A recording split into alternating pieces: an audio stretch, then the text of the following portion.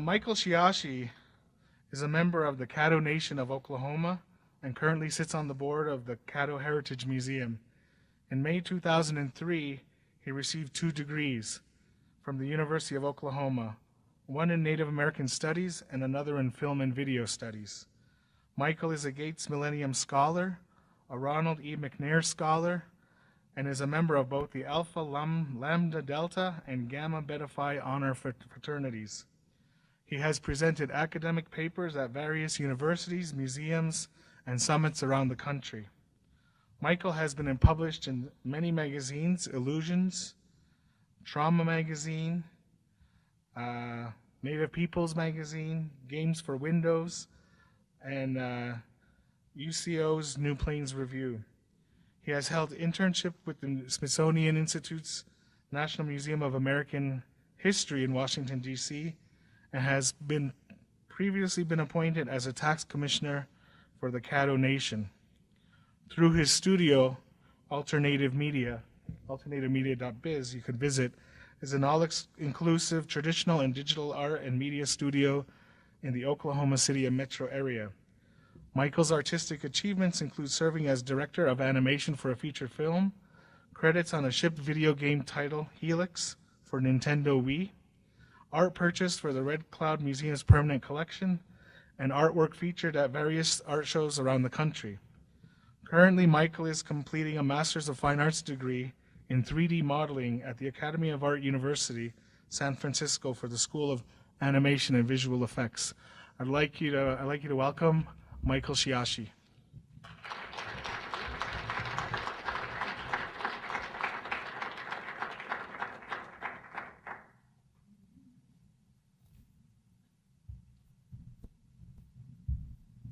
All right, thank you very much.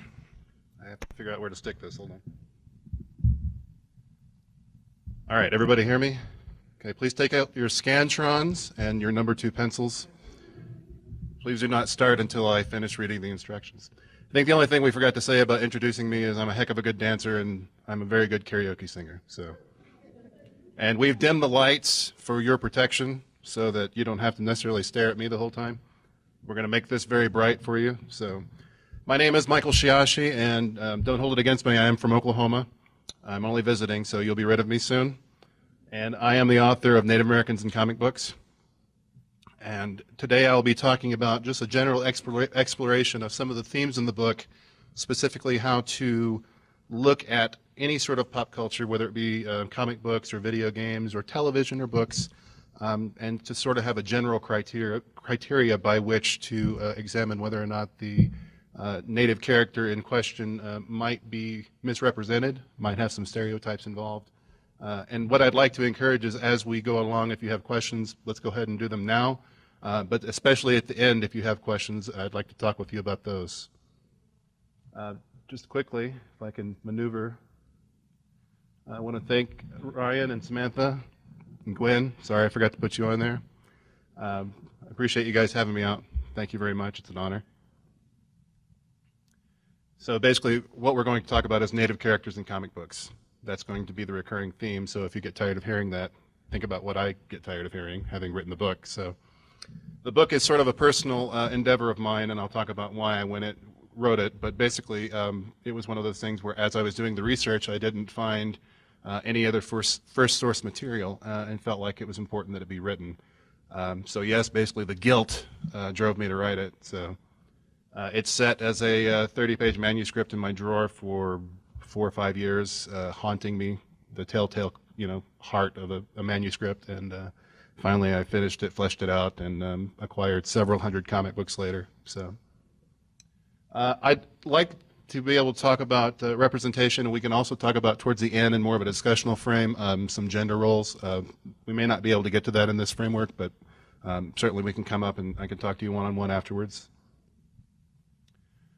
So here's some of the imagery we'll be talking about, natives in comic books. There's a whole lot of imagery, surprisingly, in comic books for native characters. You may or may not recognize some of these from the Marvel and DC universe. There's some older characters as well from the 50s and 60s, 1970s, Red Wolf. Even some characters that have amalgamated themselves to pop culture, like video games and such, with Turok here at the bottom. So there's a lot to speak of, and there's a lot to dig into. As for my interest, it started at a very, very early age. I was fortunate enough to be immersed in a lot of the notions of what hero is in pop culture. I grew up on a steady diet at a very early age of syndicated shows like the 1940s serial Superman, the 1960s Batman and Robin, or the Batman television show. That was the time of Wonder Woman, $6 Million Man, Bionic Woman. I remember having, my second birthday party being a huge, like 6-foot Spider-Man cake, so that was pretty cool. I think that's probably why I'm the shape I am now. So, but I've always been immersed in pop culture, and what happens as a native person, you start going, okay, where are the native heroes? Where is someone that I can identify with? And so that question, while not well formed, started with me very early on. Where are my heroes? Where are people that I can look up to? In these sort of frame of references, there are very few. For instance, I grew up on a steady diet of the thrilling days of yesteryear with Lone Ranger and Tonto, those serials. So I did have someone to look up to, but as we'll see in a comic book stance, from a stereotype standpoint, Tonto can be quite complex and quite disturbing at times as far as the character representation. And we'll get to that in a moment. But you've already kind of heard my bio as far as academics. Again, I do 3D work, and I guess you might say I'm kind of all over the place with what I do. But I have a lot of varied interests. I was fortunate enough to get a Native Studies degree from the University of Oklahoma, as well as simultaneously getting a film degree. And I bring that up again because it really sort of ties into my interest of both cultural experience and representation, as well as pop culture. The marrying of those two ideas culminated in my MFA work, which is in 3D modeling, which I used to sort of, for my own means, we've talked today about some ideas that we throw around in my museum, which is, immersive simulation, 3D type stuff, artifact, looking at it in a 3D sense, immersive reality, that kind of stuff. So, and my cultural affiliation is Caddo. For those of you who've seen the word, may have thought it was Cato, but it is Caddo. There's a county in Oklahoma that we have our own county, so most people in Oklahoma have never heard of us as a tribe, but they may have heard of the county, so that's always our entryway in. My name, Sheyahshe, is actually original Sheyahshe, which means little boy. Believe it or not, I was a little boy at one time. And we also talked about my business, Alternative Media. And again, there will be links. The generic term these days is follow me on Twitter. So I'll have all those links for you available if you're interested. So here are some of the criteria lifted from Raymond Stedman's really good book about stereotypes, Shadows of the Indian. And these will represent the core of what my work is about. As I went through getting comic books and searching, I was aware of Stedman's work as far as trying to find some first source material. And he does have some really good critiques, but overall what he produced was this criteria that you see here, which is a really good litmus paper about how to identify whether or not a specific genre or milieu has stereotypes for our culture. And I used it because I was searching for a way to have sort of a way to identify yes or no versus just my opinion about the comic books. So yes, I got a lot of comic books and started reading them and formed my own opinion, and yet I wanted a way to quantify that, if you will, or at least a way that could be more universal than just my opinion on its own, which is just one person's opinion. So just kind of going through, the first one we look at is in the, whatever the pop culture is, but in comic books, is the verbiage and wording used, is it demeaning to us as a culture? And you'll see some generic stereotypes, redskin, squaw, savage, wagon burner, that kind of thing.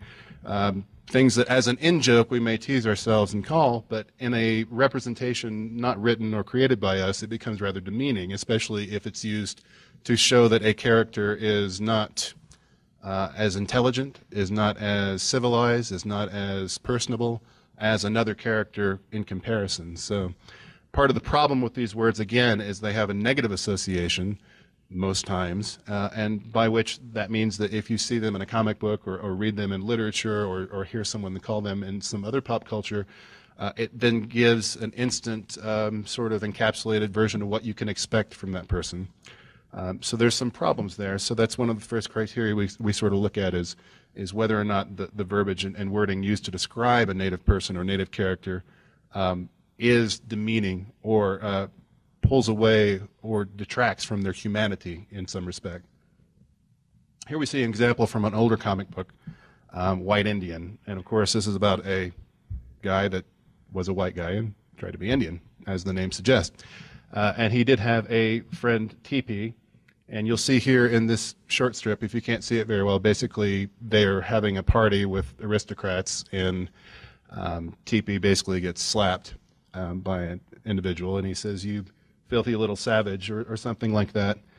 Wherein the hero of the story, White Indian, is going to come in and thoroughly thrash him, but then the little Teepee character says, "No, don't worry about it. He's not worth it." That kind of thing. So again, we have a character that's demeaned by another white character. However, a complex story, because what happens is the other white person actually becomes the aggressor, and the voice of reason becomes the native person. So demeaning at one respect as far as our criteria goes, but interesting in its read as well. So we'll come across these many times where the criteria may say one thing, but in reality the entire contextual piece is quite different. So a lot of the older comic books that you'll see, say previous to 1970 or so, will have a lot of this language. And even some after will have this language and this verbiage used specifically either to point out that it's not right, perhaps like in this case, or to demonstrate a non-native person's ignorance of that culture. Not always is it that positive, but you'll see that a little bit more as the comic books age and get more modern. Next criteria, again, speaking of Tonto, I'm sure you're all familiar with the Uggs and get-em-ups that Tonto would used to elicit. Really, you'll find a lot of this, no matter the genre or the representation, a character that speaks less than perfect English or has a heavy accent. Nothing particularly wrong with that, but what happens is, as an audience or a reader or someone participating and getting information from that source, you then see that character as perhaps not as intelligent as someone that speaks or communicates in a proper English or whatever language you're reading in. They seem somewhat less intelligent. So that becomes a real problem because it doesn't demonstrate us as intelligent human beings as far as a character standpoint. Again, though, you'll see that this is complex. In the older comics from Dell and Gold Key Comics, Tonto spawned his own comic book, wherein you would see him in certain situations without the Lone Ranger. Not necessarily the old joke where he goes into town and gets beat up, but where he would save the day, and this the little stories. Here in particular, you'll see an example of where he speaks in Tontoese, and then yet you see his thought bubble, so you see his inner monologue. It's quite eloquent, and if you can't read it, basically he starts off saying, "Tonto, glad to help. You be careful. Lindfeller, plenty mad." Okay, so great, he's speaking in Tonto. But then as he rides off, he says, "I'll not hurt his pride by telling him that it was my bullet that disarmed Lynn, but I hope he will not become boastful and overconfident. That might lead to trouble." As he's riding his horse. Okay, so it's a sonnet. And, at some point, he's very eloquent and beautiful. I don't know about beautiful, but his words seem rather poetic. And in other episodes, he will go to a specific tribe, and you're never told what tribe, obviously, but he's redeemed for his prowess, living in a white world and succeeding, and he speaks very eloquently there as well, because he's speaking in his native language. Again, the initial concept most people have, especially if they've either seen the serials, the movies, or read just the Lone Ranger comic book, is a character that is less than human because he does not speak English as well as the Lone Ranger. Keep in mind, there's reasons for these things. As many of you may know, this started out as a radio show in the early 1920s or 30s. Again, part of the urban myth or legend is that Tonto was only created so the Lone Ranger wouldn't have to talk to his horse out loud the whole time. So, there's probably not a lot of thought into developing that character initially. But what you have, and I have some older, some sort of revisionist comic books with Tonto that do paint that person as a strong character. So we can talk about that as well.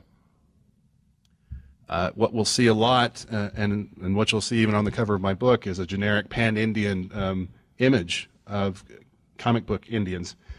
Do they belong to the Feather Bonnet tribe? Meaning, do they look like Plains Indians, no matter what tribe they may or may not be?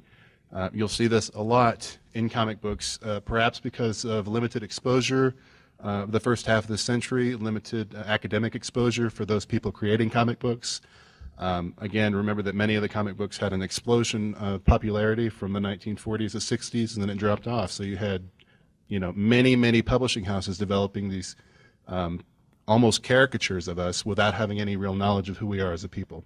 So, of course, they had seen all the same Westerns on TV that everybody else had, so they gave people what they wanted. Why is this a problem? Well, as you know, you're probably all from different tribal nations. I'm from Caddo. Do any of you know what Caddo is? No. If we created our own comic book, I certainly wouldn't use a headdress and a Plains Indian sort of lance-carrying individual.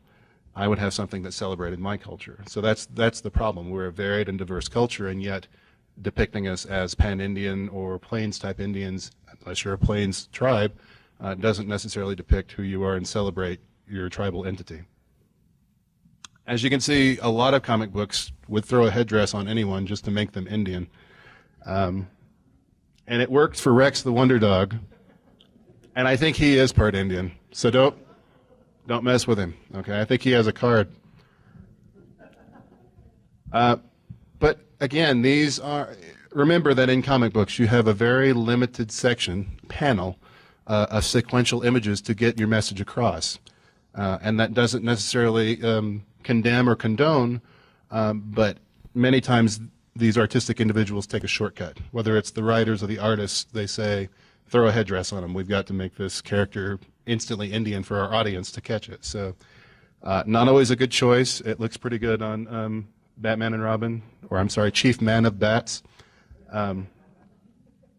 Again, it works for some people, but again, it doesn't celebrate the particular culture. This is one that we don't necessarily see in comics very often, perhaps because of their initial younger audience. Not so much these days. Our comic interludes or is their comedy or spoofs about the native person either being stupid or drunk, the stupid drunken Indian, that kind of thing. You don't necessarily see this in comic books. However, you do see some things where there's dealing with alcoholism, specifically in comic books that are a little darker or graphic novels in the modern age. Going back to Chief Man of Bats, this is a new re-envisioned Chief Man of Bats from DC Comics, wherein he is an alcoholic. So not comedic, not funny in any respect, a very serious problem. Trying to deal with it in a serious manner that's respectful. Albeit kind of off-kilter. Again, you have to kind of read it to get the idea. But again, you don't see this particular one too much. So as you're going through, depending on what sort of milieu you're looking at, you won't see that very often. So. Are we depicted as a species that no longer exists? Are we depicted as something that only existed in prehistoric times or doesn't exist into modern age? This is one, sadly, that you do see a lot of in comic books for even to this day. Not so much in comic books from the 1980s on, but especially before then. You'll see us trapped in a sort of prison of time.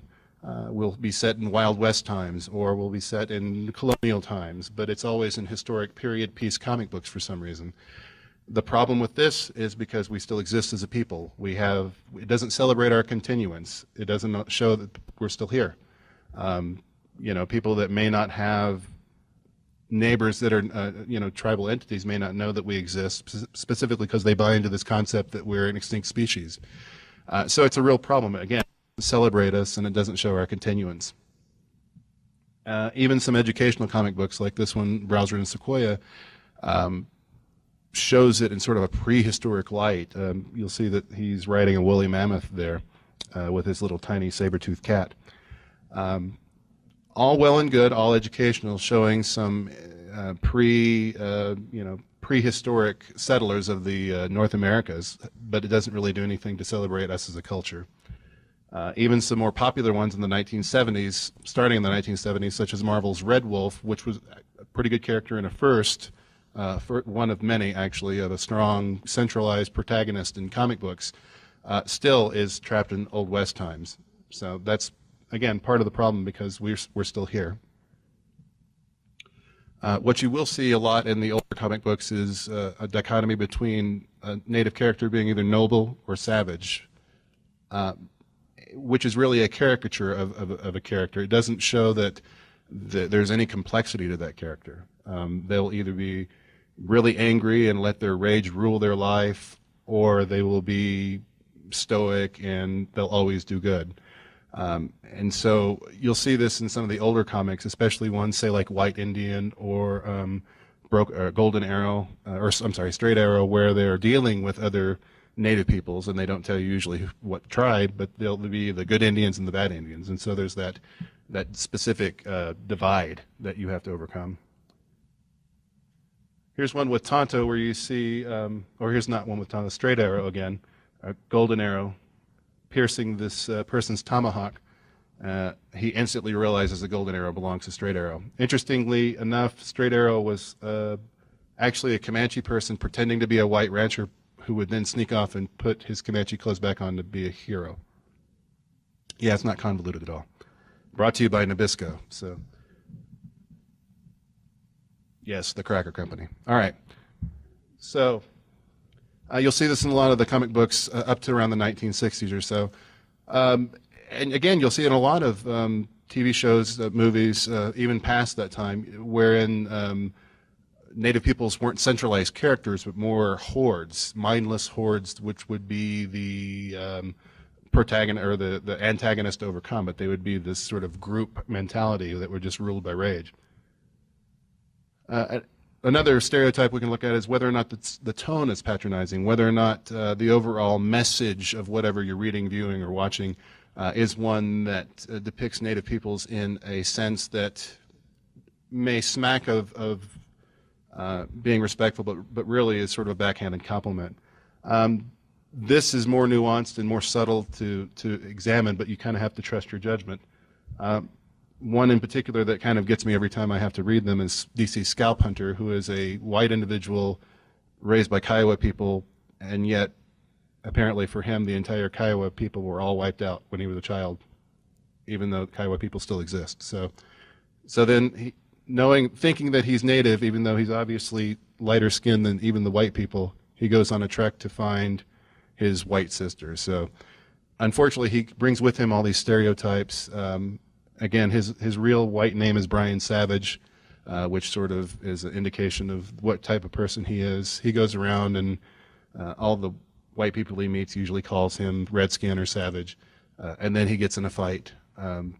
He at one issue felt like his soul was being stolen when he got his picture taken. So again, not very savory, but again, it was a popular one because it was celebrating, so they thought, perhaps a particular culture of Kiowa, and yet it doesn't really celebrate it because it's basically about this one individual who's sort of pretending in his own mind, and yet not really.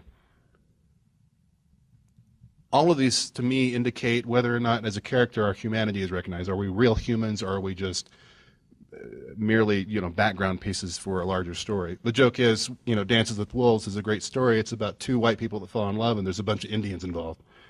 Again, is that where we're coming from? We don't want just that. We want to be real characters. We want to be complex characters. We want to be human characters. There are some good comic books out there, and a lot of them have varying levels of humanity for the native characters. There's some independent comics out there. There are a couple here, The Raven, and one, The Darkness, by some Canadian Indigenous people. There's also some video games, say in Arkansas, Louisiana, not necessarily video games, but ones that are simulation to celebrate a particular culture. So again, we're getting there in that type of respect, demonstrating humanity.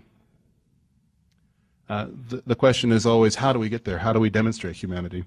And if you read the book, what you'll notice, and as you hear me speak, one of my personal soapboxes is to get in there and do things, to be a part of creative culture, whether it's for comic books, video games, art, movies, video, whatever, but be part of the solution for us to tell our own stories and not have someone tell our own stories for us, because anytime someone tells another person's story, they're not going to get the inherent nuances and not going to get it as right as you could.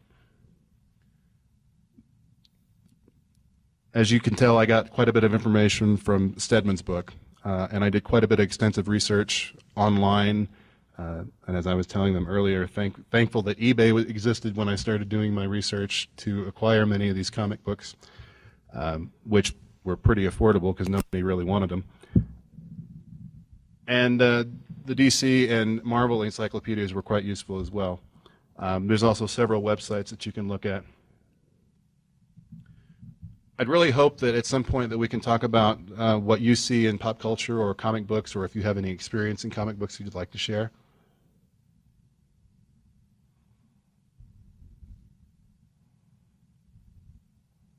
Later in the video, this is where we'll insert crickets. I might have to do some sock puppet. What? Yes, speak loud so I can hear.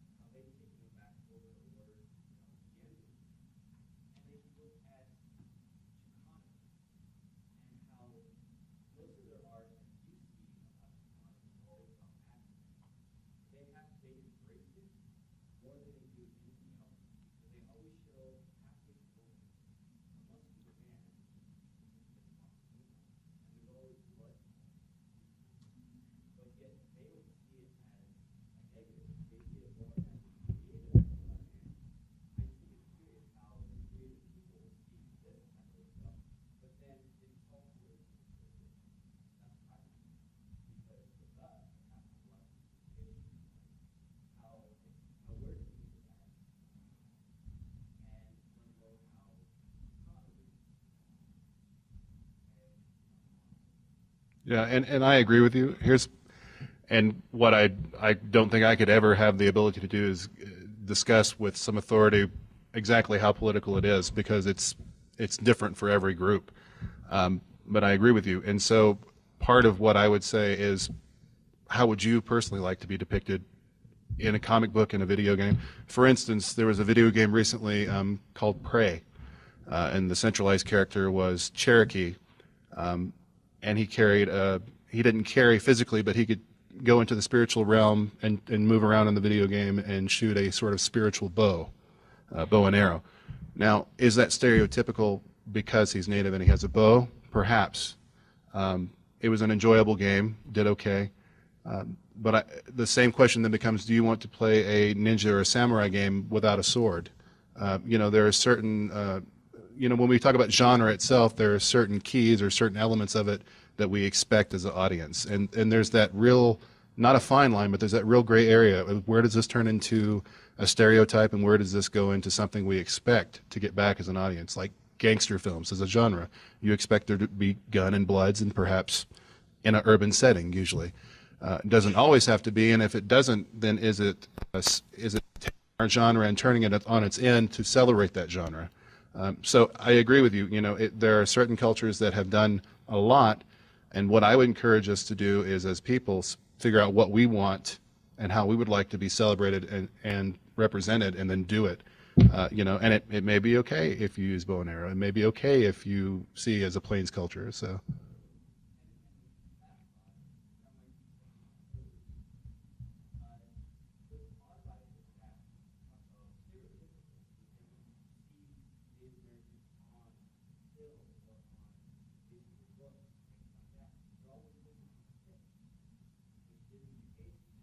It's not?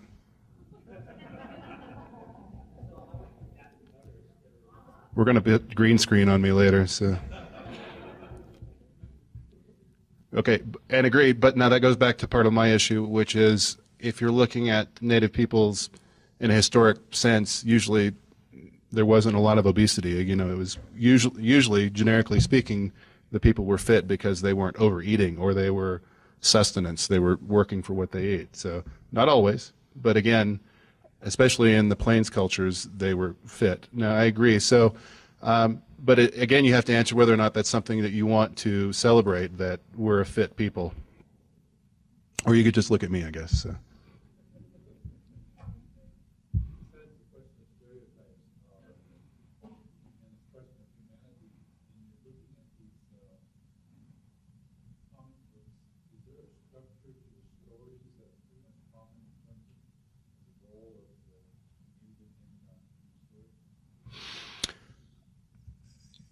Sort of. And that's sort of where I went before I got the criteria. And if you see the book, you'll notice that there are certain chapters dedicated to the male figure as one of military experience, or the instant tracker or hunter, that you have that innate ability to be a tracker or a hunter just because you happen to have native lineage or heritage. Like somehow you're going to go into the jungles of Asia and be a good tracker and hunter, even though you've never seen any of that sort of foliage. So, and it happens. I mean, it happens with, Sergeant Rock and his Easy Company. There was a native individual that they basically called him Ghost sometimes because he was silent in the jungle and was a sharpshooter. So there's that. There's the female native as a sexual icon. There are native as mystic just because he's native. There are sidekicks. For many years, we were only sidekicks in comics, and then we became the centralized character. And then for years, even though we were the centralized character, we only had animal sidekicks. And then we finally got human sidekicks. Yay! So we finally made it. So I lean on my remote. Sorry. There's the websites if you'd like to see them. Yes, in the back, very back. Okay, hold on.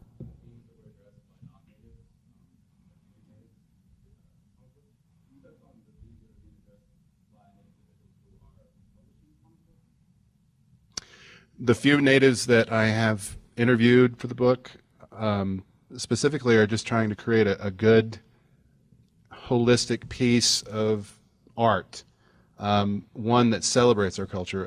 Let me tell you about 2 or 3 individuals rather quickly. One is John Proudstar, and he did a comic book in the 90s called Tribal Force. And I think I unfortunately embarrassed John one day. I said, okay, I got the first issue. Where's the second and third issue? Because it was sort of, advertised as a trilogy or 3-piece, and he's like, yeah, I haven't done that yet, sorry. And this was like, it came out like in '96 or something, and this was like 2003, and I was like, sorry, yeah. So he is coming out with a new one, and if you go to his website or Google him, he has some new images. He is working on a follow-up to Tribal Force. In Tribal Force, he was doing really good at sort of showing natives as heroes, where they were centralized heroes, several of them, and taking specific cultures that he would name and celebrate elements for those cultures as well. Some other individuals as the ones I was talking in Canada. One individual, Steve Sanderson, I believe he's Cree. He really works for youth. He does these comic books that deal with suicide, deal with drug abuse, deal with abuse, and does comic books as part of the Healthy Aboriginal Coalition. And they do things in order to actually have a piece that people can look at young people and say, oh, I've been through that, what do I do? I can gain some strength from that kind of thing. That's actually interesting. There's a comic book not very well done by the Midlak band of Ojibwe, and they actually there's 3 like educational comic books. That I have one if you'd like to look at it. They just celebrate the culture, so they're just like tribal stories that are inherent to that town, or that that everybody knows. They're about certain individuals like elders that they just celebrate. Not very heroic, but they are in comic book form, and they celebrate that culture, what's important to them. In Oklahoma, we have Chickasaw Native peoples. There's the Chickasaw Adventures, which they outsourced to be produced for the comic book, and they got some good artwork. But initially, they had an actual tribal person on board saying, okay, that doesn't look right. That's not really what we wore. Here's really what that means, that story where we split off from the Creek people. So that's good. So my whole point is the ones I see that are actually worth celebrating they take their own culture and say, here's what is good about my culture or this culture, and here's how I'd like to present it. In most cases, that's good. Some of the other ones are just straight up hero stories that may have a little bit of native flavor, like the Raven you saw earlier. Not from a specific tribe. I believe that guy is Cree as well. Again, it's just a guy that, for whatever reason, has these mystical razors coming out of his hands. I'm not sure why. So, question in the very back.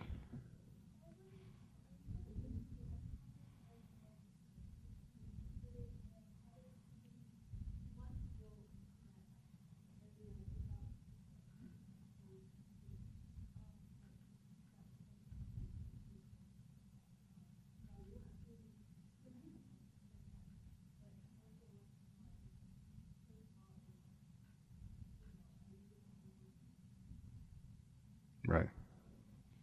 Yeah. That's way too much personal information about me. So no. You know, I have that question a lot, and yeah, I do some artwork, but I'll be honest with you, there are some individuals that do artwork, and if you ever go to my blog, I actually have this section where I celebrate people in the video game and comic book industry that are indigenous, and these people are phenomenal at their artwork. It's dynamic, it's robust, it's really, really good artwork, and so if you have a chance, you should check it out. My artwork's a little bit different. It's a little bit more realistic, less expressionistic, especially in my sketch work. I focus on 3D modeling type stuff, simulation and type stuff. So certainly I'd love to be a part of a comic book, digital coloring, but there's so many aspects of it. As part of your next question, as from a business sense, certainly my studio could handle something like that, but as a personal sense, I would encourage you to just go look up, you know, there are how to self-publish comic books, how to draw the Marvel way, all these really good how-to comic books. I think I referenced one in my book. If you look in the back, it's I can't remember the name of it, but it's basically about sequential art and how we view sequential art as a psychological standpoint. So those are good for a foundation, but basically my, you know, soapbox again is just get out there and do it. If you love drawing, go draw. If you're good at digital coloring, go do that. If you're good at marketing, get with somebody else that's an artist and do the marketing part of it. It also has to do with goals. I mean, if your goal is to make money, you know, many of the artists that I talked to had that problem that, you know, even if it was a good centralized character that may not have any stereotypes, by the time it got through the marketing department, there were certain decisions that had to be made to make it more native. And so if you go through a publishing house, you might have to deal with that. So, I mean, there's always sort of instances. If you just want to produce something, you can always produce it, put it online. If you want to make money and have the whole world see it, that's always a different problem. So, but I wish you luck if you're going to do that. So. Yes? Yes. You know where that term squaw originates from? I've heard several stories. Do you have one? Well, I don't know exactly where it originated from, but about 20 years ago I was at a ceremony, and his brother from the Sheyahshe Nation heard me say that term squaw. His brother, like the ride for his son, and I believe he said the kid in French. There was a school a little bit more, and I agree, I concur, you know, the woman is very important, you know,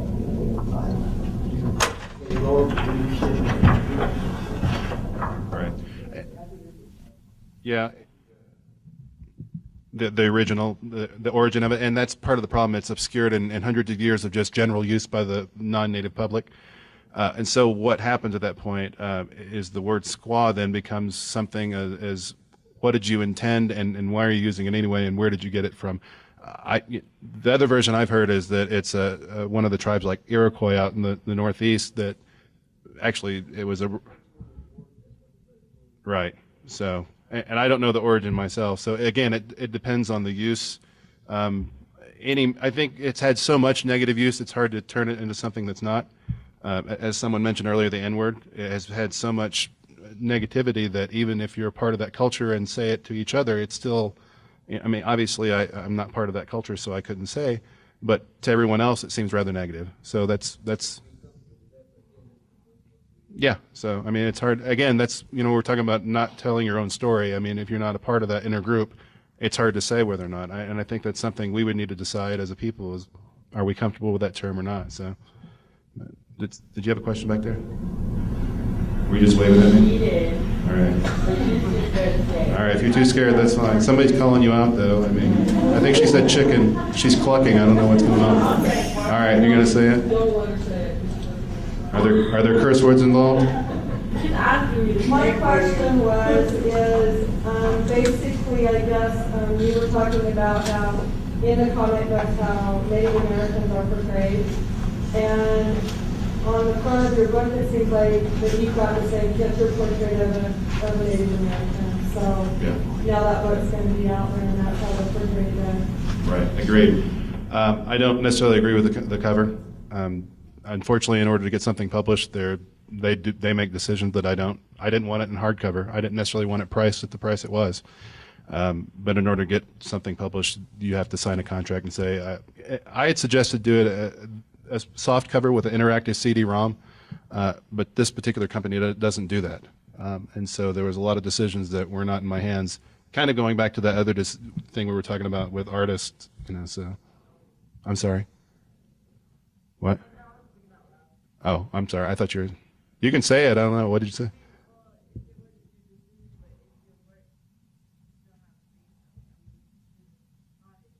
I did, and I didn't win.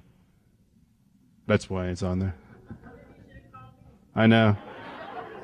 Tell you what, I'll give them your number and you can take care of it, all right?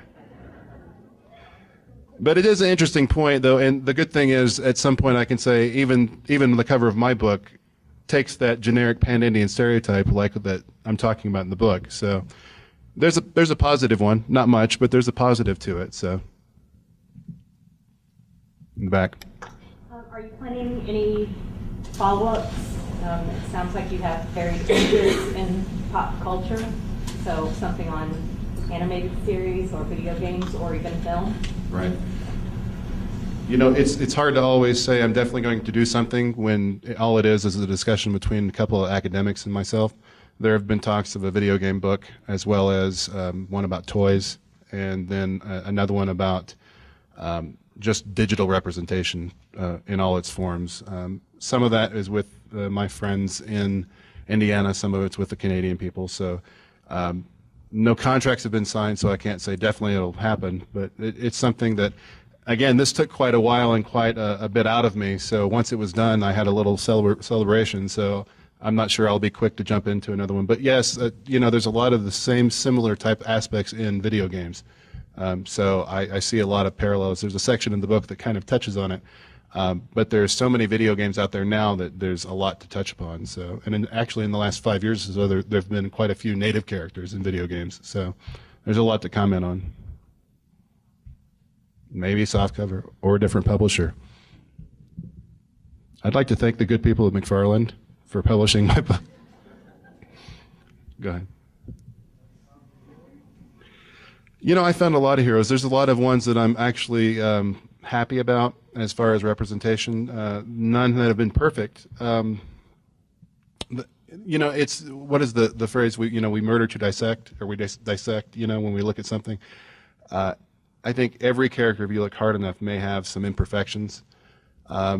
Marvel, Chris Claremont did pretty good with X-Men as far as creating some native characters that had longevity and that could be have some characteristics that could have some long-standing effects. One of his characters, Forge, is a native character that is a technological genius on par with Tony Stark, Iron Man. Again, that's his mutant power. He basically creates whatever you want out of technology. And yet, one of the storylines, he sort of was called back to his Cheyenne roots and had to be sort of a mystic. Now, okay, great. So he was the chosen one or whatever, which is sort of that other stereotype. You're native, so you're the chosen one. But that's a stereotype that prevails in almost any culture. Is you're instantly the one that's going to pull it out of the pull the sword out of the stone and become the hero. So there's some good and bad. There are some other characters besides Forge. I think it's still overall a pretty good character. The Thunderbird character that was in the original X-Men was short-lived. That pun is intended. He was actually killed off very soon in the X-Men. Unfortunately, he sort of exemplified the angry Indian stereotype of the 1970s, specifically with the American Indian movement and that kind of things, Red Power movement. So I would like to say he was one, and he's a lot of people's favorite character because he exemplified power and strength, but again, he was killed off so soon that it was almost like celebrating a martyr, and a flawed one at that. So Danny Moonstar of the Marvel Universe has always been good, although she also is depicted as a very beautiful young lady, so sometimes it gets into that whole cheesecake type atmosphere. So there are some others that are independent. Tim Truman's Scout character is set in post-apocalyptic times, and so it's a real strong character, but yet he also has some spirituality. Not saying that we don't, but his gets sometimes, he has a little spirit animal that he talks to. Again, not a big deal, but there's always something. So there's some good characters out there, and I think I find a lot that I like about them, and then it's a little disappointing. It's like if you have a really good food and you have a little bit too much salt sometimes, or a little bit too much something. It ruins it maybe a little bit, but you still like it overall, and that's kind of where I come from. So. Anyone else? Right here. Most of us got our first introduction to American Indians through history books. And I was just wondering if you come across have history books changed? When I think about how the American Indian was depicted when I was a child, I hope it's still not being written in the same way now. Do you have any concept? And maybe your audience who have just been through their history books can tell me whether things have changed. Are there still a lot of stereotypes when you're reading American history with the American Indian? The only thing I have to say about that is from what I've seen, is like we're lucky in that at this age, what we sort of sometimes call an information age, is that more people are able to tell different stories where there's not one specific canon of information that is the only accepted piece. So you have revisionist history, you have more accepted history that tells it from a different perspective, say a tribal perspective, rather than a U.S. governmental perspective. So it may not be that the history books are the same ones you read, or it may be that they're used in a high school or college level and supplemented with other views. At least that's what I had in college, but again, I had a Native Studies degree, so it was obviously a little skewed. I don't know, does anyone have any response to that as far as whether history books have changed? Instead, just give birth to the Native movement, and that changed the force of representation of the Native Americans in the history book, and other providers are doing a well job, but we still have a long way to go. Thank you very much. So any other questions? Yes. The earlier question about the origins of squaw. Okay. We've done a lot of research on it. I don't like the word just because how it's become used by non-natives who know what they mean by it. But it first appears in 1675 in Roger Williams' Dictionary of Americans. So it's Americans to the singular for woman, but their name is squaw. So it shows up as their given word. Good. Americans. Good. Thank you very much. Did someone have a question here? You. The Aztec genre that you were talking about, I come from Aztec. And it's sort of like, it still goes on, but it doesn't hold water. You know, it's sort of like this, but nevertheless it's beautiful. You know, you have to see it for what it's worth, but like, I know this isn't real, but it is handsome. You know, it really is handsome. I can get you his number if you'd like.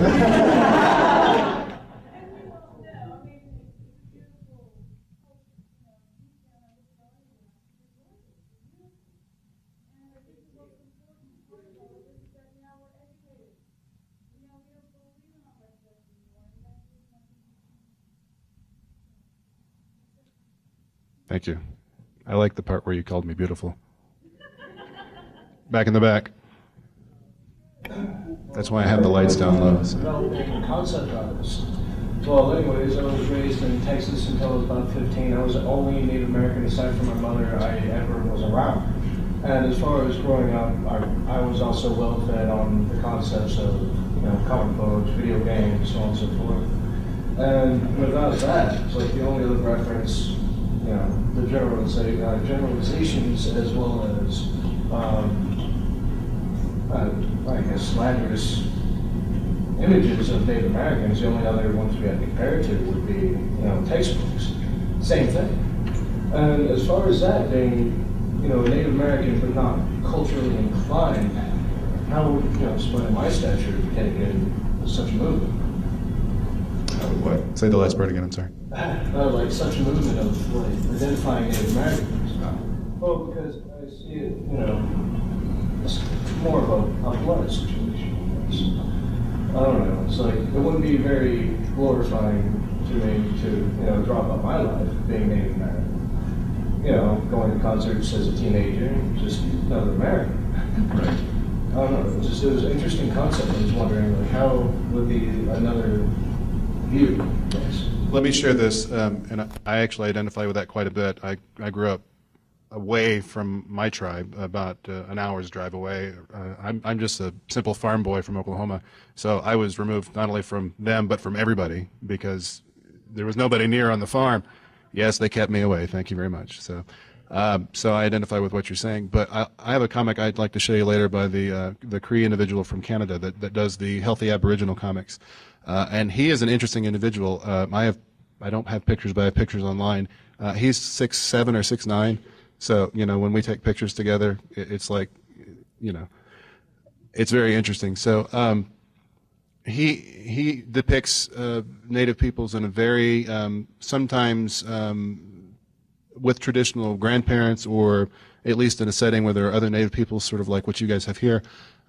But he has a Native person playing Xbox. He has a Native person just chilling out in an apartment. So it's interesting from that perspective that it's not just this or this or this. So my response to you is that I think that if you do art, or if you're interested in creating something that represents what you've done, I think there would specifically be an interest from someone that grew up with a similar respect, or someone that was interested in sort of how you grew up, maybe not in the traditional sense of culture, but that was able to say, yes, I'm Native, and here's also my life. So I think that's kind of the difference, is celebrating something, but you don't necessarily. The old joke is, when you're drawing something, you throw a feather on it, And if you're at a Native school, why? Because you already know a Native person drew that, so why don't I have to draw a feather on it, I have a good friend, his name is Steve Judd, that brought that up to me in college, and it stuck with me. He went to Haskell Indian School.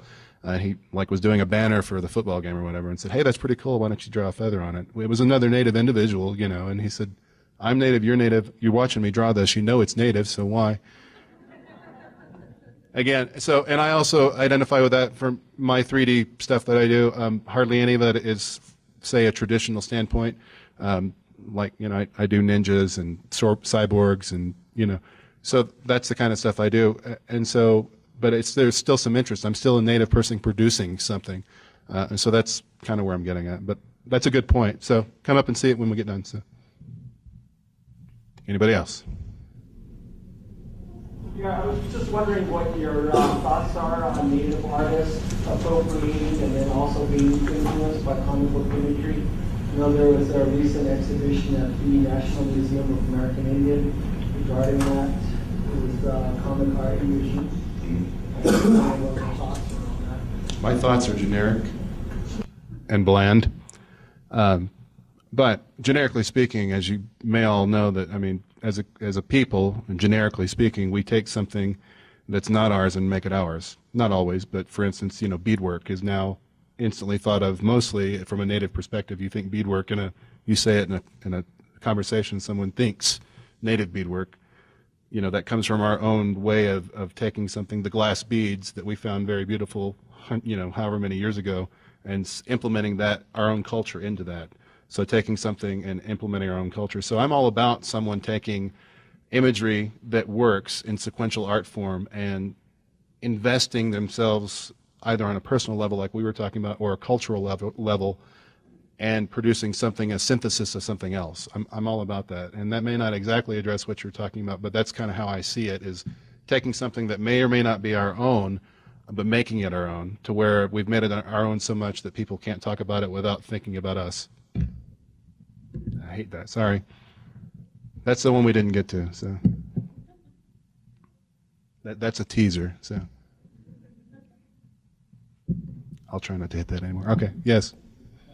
To get to the comment that the gentleman back here said, one of the, I'm from Puerto Rico and I grew up in the Southwest, so I even though I'm really close to my family and I go back and I talk to them all the time, so I feel like a strong cultural connection to Puerto Rico and to my family and to my blood. But just like him, I grew up in the Southwest, around a bunch of people who were not Puerto Rican whatsoever, and I think the problem is, from what I'm getting from your lecture, is that somehow, like, popular culture expects, well, if you're Native, no, you didn't grow up in Texas around a bunch of Anglos or going to, I don't know, Garth Brooks concerts or whatever. No, you grew up, and you had this little horn, and you made your little bread, and you did this thing. And the thing is to celebrate, the differences like that. If you're Native, but you grew up in this environment that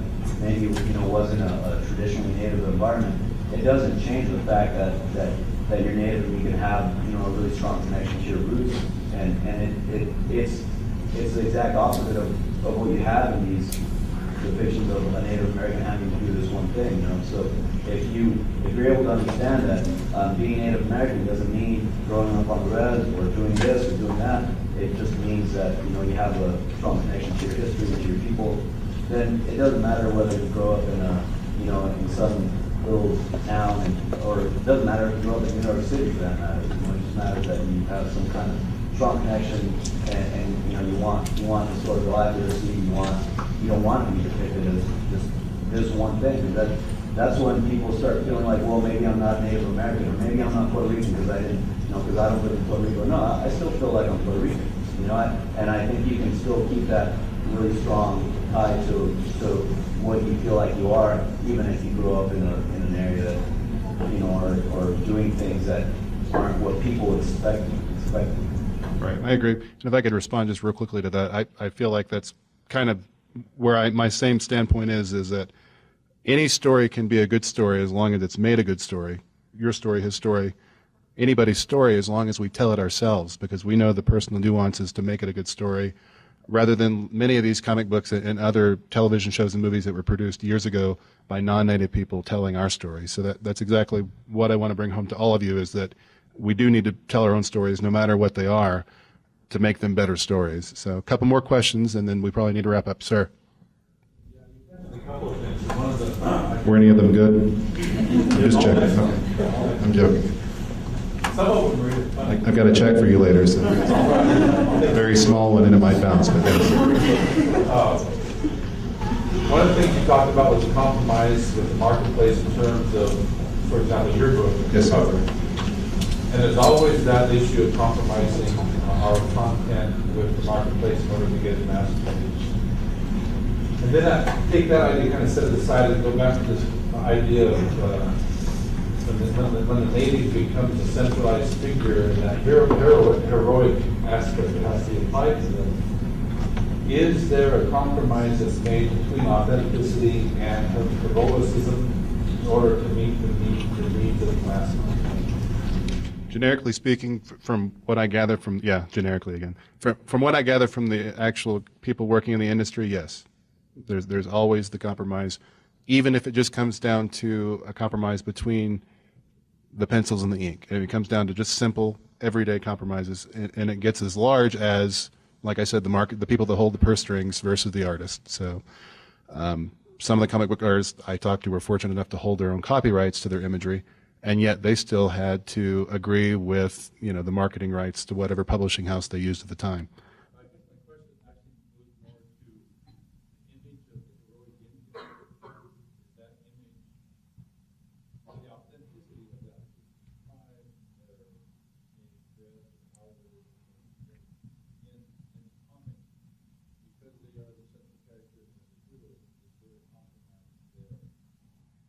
From what I've seen, yes. I mean, simply because, except for maybe the Chickasaw Adventures I mentioned, and even there was some compromise. When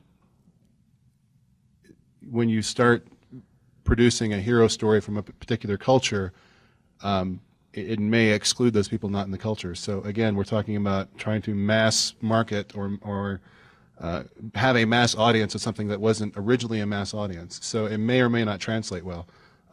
Even the Chickasaw Adventures, while I thought they were pretty good, you know, for the most part, and celebrated a culture, which they did, they weren't commercially successful. I mean, they were, you know, a specialty item. Those ones that I mentioned that were produced for the Milac Band of Ojibways, they were just for educational use. You can call the tribe and get a box of 25 for your class. But again, they're a specific culture, and they celebrate what that culture feels like is important. And as this person asked earlier, it may not be important for you to mass produce it so much as produce it and get the word out. And so there's, unfortunately, I'm going to have to say there's always a compromise of some sort. So, but that's a good question. Thank you. One more? Any takers? You. Unless you're just stretching. No, actually. You have a comment that the shows are maybe. Some were, yes. Are there some? Yes, many of the ones I showed were in the 1950s. I mean, one from the 1960s. Well, it's interesting to me that it was illegal for us to Actually successful comic books that I was able to obtain and review and look at that told a certain story, probably not from those people themselves. So the story that you just mentioned about being illegal to have certain dances or do certain cultural aspects would be an interesting story, but would it be commercially viable in the 1950s? I don't know. There were some interesting comic books that did try to celebrate some aspects of culture, but what you had was a newly developed television culture where people got a lot of their information, albeit skewed, from episodes of Westerns and that sort of things. People that may not have had Native neighbors or knew Native people to get real information would think they knew Native people simply from watching John Wayne. I mean, it's just happened. It's part of our culture. It's because you're bombarded with information that may or may not be correct. So what you have is a lot of information in comic books to a younger audience usually that has a certain story that says this particular person was a hero for whatever reason or not. And they're Native, so they're going to look this way. It wasn't necessarily, I think, a way to put us down or to do anything detrimental. I think from the people I've talked to, even in the people that did in the 40s and 50s, there was a need and a desire to do things before they had the term politically correct, to do them correctly and to a respectful manner. But those people had very little knowledge of who we are as a people of any of our cultures, so they just threw together what they could. And that doesn't make it okay, but those people, now we have to build on that and make it better. And again, by trying to tell our own stories. So, but that's a very good point. I'd like to talk with you later about that. So, one more question, then we're done? Oh, you're out now. You got to listen to the instructions and question. Go ahead. No, I traveled a lot in the past 9 years. And to be now like different parts of the world, especially Italy, they ask you about, do you dye your hair? Do you color your hair? In Japan, everybody's honorable, because and if I could tell them about our Native American culture, like what you said, the compromise to selling and trying to tell your story, In a bookstore, like in a small place in Japan, in Tokyo, a bookstore about Navajos, like a book about Navajos. I mean, some of this stuff wasn't fairly accurate, but nonetheless, getting our culture to be known out there. It's definitely worth it. Right, and that's good. And like you said, it may not have been completely accurate, but it was nice to see that a completely culture alien to yours was celebrating it enough to sell a book at a public bookstore. There's a lot of things that sell in Japan that may not sell here, though, but probably not that. So, all right, I think we're done. If you have any more questions, you can come talk to me. I appreciate your time. Hope that you can wake up now.